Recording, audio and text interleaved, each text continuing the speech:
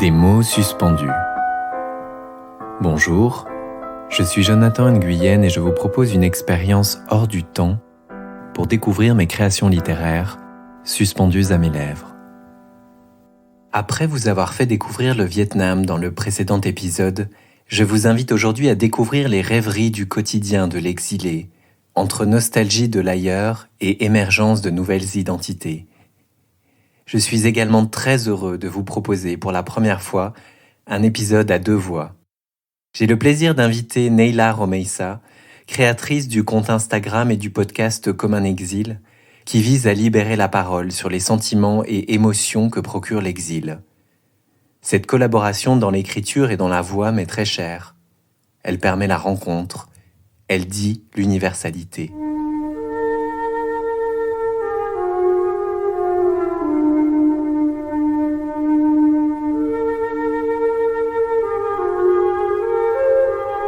La lumière du couchant traverse les fentes entre les rideaux qui protègent mes rêves. Je suis allongé sur mon lit, les yeux encore fermés. Lorsque je les ouvre, je ne vois que le plafond blanc. Un blanc lisse, uniforme, sans craquelure. Un instant, il m'a semblé discerner le ventilateur colonial de l'un de ces hôtels où j'ai séjourné et entendre le vrombissement de ces pales évoquant le décollage d'hélicoptères d'une autre époque. Mais non, ce n'est que le plafond monotone de mon appartement. Je tourne la tête vers mon radio-réveil. Il est déjà 18h. Les journées passent à une vitesse folle alors qu'elles se ressemblent toutes. Ma sieste a duré 2 bonnes heures. Le sommeil est toujours imperturbable, même quand il y a du remue-ménage sur l'avenue dehors. L'exil est une espèce de longue insomnie, disait Victor Hugo. Pour moi, c'est plutôt le contraire. Je dormirais tout le temps si je le pouvais. Pour que le temps passe plus vite, peut-être. Mais mon sommeil n'est jamais réparateur, comme s'il en fallait toujours plus, et que le repos véritable, lui, n'arrivait jamais. Je me demande si je suis seul à me réveiller parfois en me croyant encore au pays. Moi, le fils du Mékong, je cherche une âme à qui partager, dans le silence invisible, ce que je n'ai partagé qu'à demi-mot. Je t'entends, moi, celle qui se réfugie dans cette petite chambre de 12 mètres carrés. Je reste emmitouflée dans mes draps, me protégeant du tumulte de la ville, de son vacarme, de son brouhaha. Le regard perdu dans le vide, je pense à ce bout de terre quelque peu lointain, situé au sud, loin, à des milliers de kilomètres, derrière la mer, encore plus loin. Une lumière dorée s'incruste dans la pièce. Elle traverse un interstice pour se poser délicatement dans le coin le plus sombre. Et voilà que la petite enfant qui vit en moi se demande si c'est un signe de l'univers, une lueur d'espoir qui, partant de désolation, annonce la fin de l'hiver. Une grande trêve qui, partant de grand désespoir, marquera le début d'une ère de rêve. Je ne veux pas quitter ce lit, comme je n'ai jamais voulu quitter Alger. Je veux pouvoir me contenter des souvenirs de ma vie passée, plonger dans une nostalgie qui me réconforte, m'apaise. Alors je ferme les yeux et, du mieux que je peux, tente de rester en apnée pour me réfugier dans les profondeurs de mes vestiges. J'ose espérer que je manque à celles et ceux que j'ai laissés là-bas. Secrètement, je prie pour que, de temps à autre, ces personnes puissent avoir une pensée pour moi. J'aimerais tant les revoir, partager des instants aussi simples que précieux à leur côté. J'aimerais tant y retourner.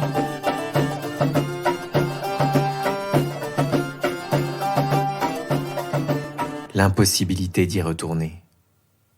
Toute ma vie, elle m'a poursuivi. Il n'était pas prévu que je reste en France, je ne devais y faire qu'un bref passage. Je devais rendre mes parents, mes frères et sœurs fiers de leur aîné, me parer des couleurs de l'excellence. Et puis, la guerre a éclaté, nous entraînant dans son sillage. Les portes du Vietnam se sont refermées sur moi. Je vivais dans l'angoisse, mais je ne le montrais pas. Quand ma famille allait-elle pouvoir me rejoindre ? Les années passaient et je les voyais tomber les uns après les autres, d'accidents, de maladies, de tentatives avortées de fuir. Bloqués en France, rivés à la radio ou à la télévision. Je ne pouvais rien faire, sinon assister à l'effondrement de mon pays incandescent, mon pays consumé par le napalm. Cette impossibilité de rentrer. Oui, je dis toujours rentrer après plus de 50 ans, comme si mon vrai foyer restait toujours celui-là. Aujourd'hui, avec le Covid, j'ai l'impression que l'histoire se répète. Les frontières se ferment à nouveau. Je ronge mon frein d'être cloué au sol.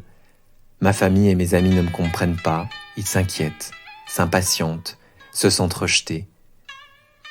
Nous nous sentons tous impuissants, eux d'avoir le sentiment de ne pas suffire, moi de ressentir ce manque insondable. La raison n'a plus de prise, c'est le vague à l'âme qui s'exprime. Alors, je ferme les yeux et je me souviens. D'habitude, au mois de janvier, je saute dans un avion et me voilà dans la chaleur humide de Saigon. Je ne fais pas grand-chose, je me contente d'être là, sur ma terre. Un jus de canne à sucre à la main, je scrute les étals du marché de Ben Thanh à la recherche de babioles pour la famille. Tous les jours, je découvre de nouveaux vendeurs ambulants de brioches à la vapeur. Je me fiche bien de mon apparence là-bas, avec mes sandales et mon bob sur la tête. Les Vietnamiens me voient comme l'un des leurs, ils me voient vraiment. Là-bas, je ne suis plus une ombre en fuite. Quand j'erre à Saigon, dans le vacarme électrisant de ces scooters et de ces tours qui narguent le ciel, je me sens vibrant, animé, libre. Ma liberté à moi, elle était conditionnée. C'était écrit. Le mektoub m'a dit de partir. Telle était ma destinée. Sans doute pour les études aussi, oui, mais surtout pour être moi, sans jamais plus déchaîner une quelconque passion, partir pour trouver une nouvelle maison. Et secrètement, je n'osais jamais le dire, mais cet exil n'était pas qu'un simple détour. Je m'en allais pour toujours. Je savais qu'au bout de quelques mois, tout cela allait sans doute devenir mon refuge, malgré moi. J'avais la triste certitude que mon existence ne rimait plus à rien dans cette terre qui m'a vu naître et grandir. Alors, il fallait partir, pour ne pas s'enlacer, pour ne pas la haïr. Et voilà déjà presque 6 ans passés loin des miens. D'ailleurs, moi aussi, je me souviens. Des montées étroites de la Casbah, de l'odeur de l'iode, du bleu de la Méditerranée, des minarets éclairés, des immeubles blancs aux persiennes bleues, des paraboles rouillées, des carrelages colorés, du marché de Bab el-Oued et ses vendeurs à la sauvette qui courent avec leurs brouettes, des balades sur le sable ou des siestes sur les rochers, sous un soleil de plomb qui, grâce à sa lumière, créait tout le décor d'Alger. Je me souviens, oui, de nos réunions le vendredi, chez Mané, l'après-midi. Avant cela, la voix du muezzin retentissait dans les ruelles fantômes. L'heure de la prière suivie d'un long moment de quiétude. Les sons s'adoucissent peu à peu. Les télévisions s'éteignent et les foyers s'engourdissent dans le silence. Un semblant de vacarme ne se crée que par les quelques chats de gouttière qui farfouillent les poubelles et les vagabonds qui se promènent en clamant quelques phrases extravagantes. Tel était peint le grand tableau de la ville. Quelques quarts d'heure après, ce mutisme sera brisé par l'amour de la famille, celui que nous partageons ensemble depuis toujours, sans trop se le dire, ni le montrer. Cet amour pudique se manifeste par nos rassemblements autour d'un café au lait, d'une kesra, cette fameuse galette à base de semoule, et de nos voix et rires qu'on entendrait jusqu'au bout de la rue.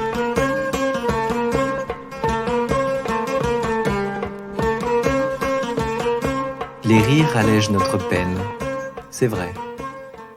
Ils la rendent soudain indolore. Pendant mes études, j'ai rencontré une femme qui était pleine de joie et d'allégresse. On se complétait, même si elle ne me comprenait pas, même si elle ne pouvait pas me comprendre. Elle était française, mais elle avait vécu l'exil aussi, le déracinement. Tout s'est fait naturellement, le mariage, les enfants. Une vie parallèle se déroulait sous mes yeux. J'étais là sans être là. Spectateur, parfois autoritaire, comme pour me rappeler à moi-même ma présence, mais sans trop y croire. Je brillais par mon absence. Le jour où cette femme est partie, ce vide en moi n'a soudain plus été contenu par ses bras. Avec les années, j'ai construit cette vie dont tout le monde aurait rêvé. Je suis devenu plus français que les Français, mais je suis resté une ombre insaisissable, entre deux mondes flottants. On me regarde encore de travers. On se moque discrètement de mon léger accent et de mes tics de langage. On me ramène à ma différence, ce cadre oppressant dont je ne suis pas parvenu à m'extraire. Dans ce lieu où je reste étranger, j'ai donc dû me réinventer. J'ai dû inviter ma terre natale dans mon foyer, avec des objets qui composent une vie d'éloquent silence. Chez moi, mon pays est en toute chose. Dans les photographies des disparus, ce trésor qui repose dans un tiroir invisible aux yeux des autres. Les disparus, les ancêtres, m'accompagnent en silence. Ils me guident dans chacun de mes gestes. Mon pays est aussi dans les livres, les documentaires, les souvenirs de voyage. Les murs tapissés de verre en sont saturés.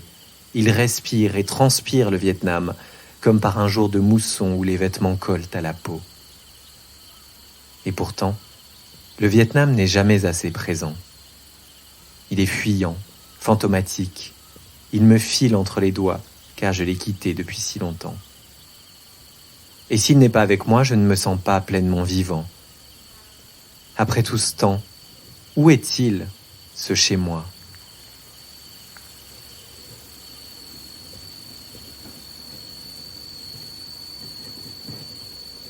Tu sais, pour me rassurer, je répète souvent une phrase que j'ai, entre autres, inventée.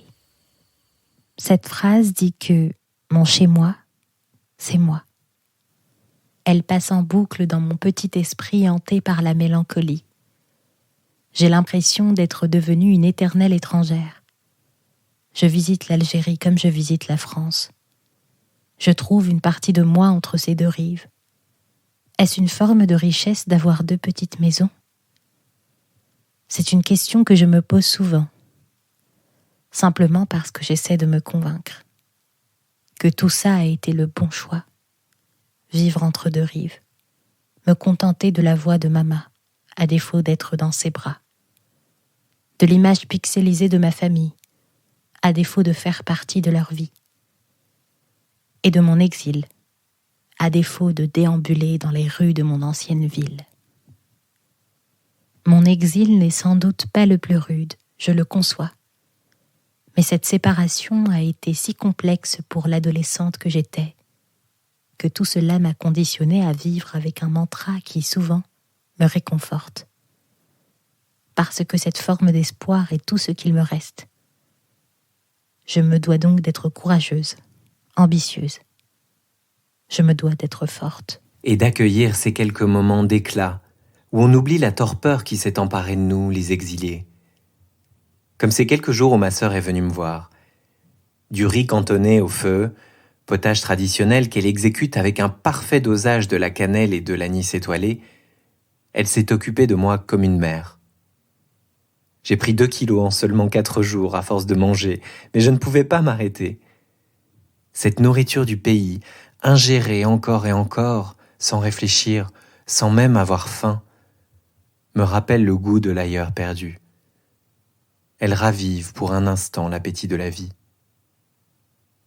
Mon rituel culinaire préféré, je peux te le confier, c'est mon bol de Nescafé au lait concentré du matin, doux souvenir du café seux.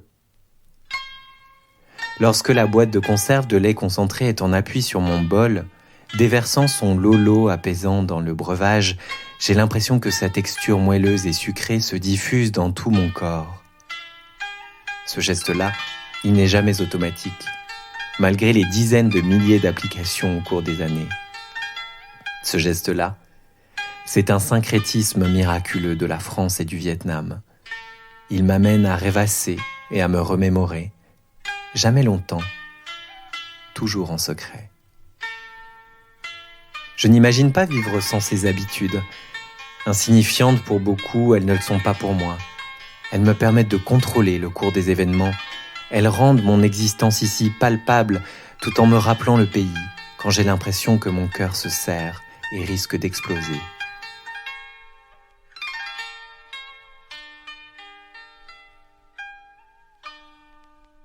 Tu as vu comme la nostalgie est belle, mais elle est si lourde à porter.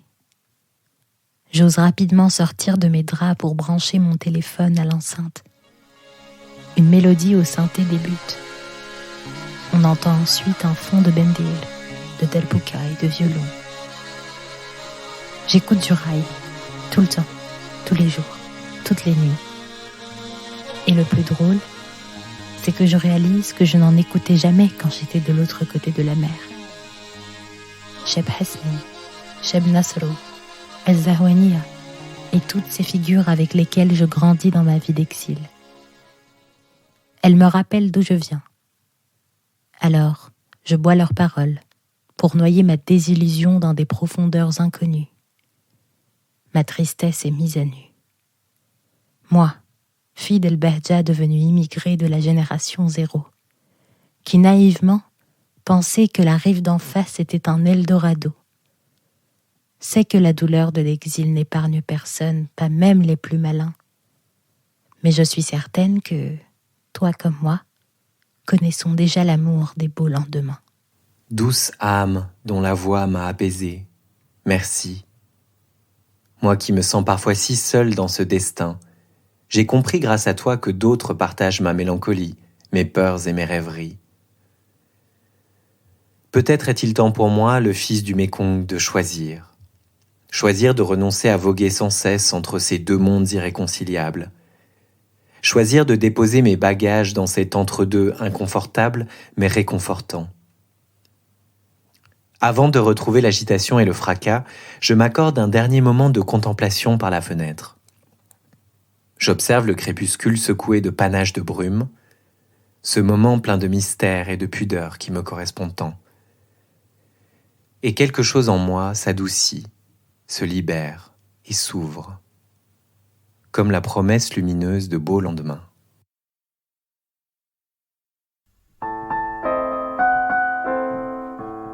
Merci d'avoir écouté Des mots suspendus.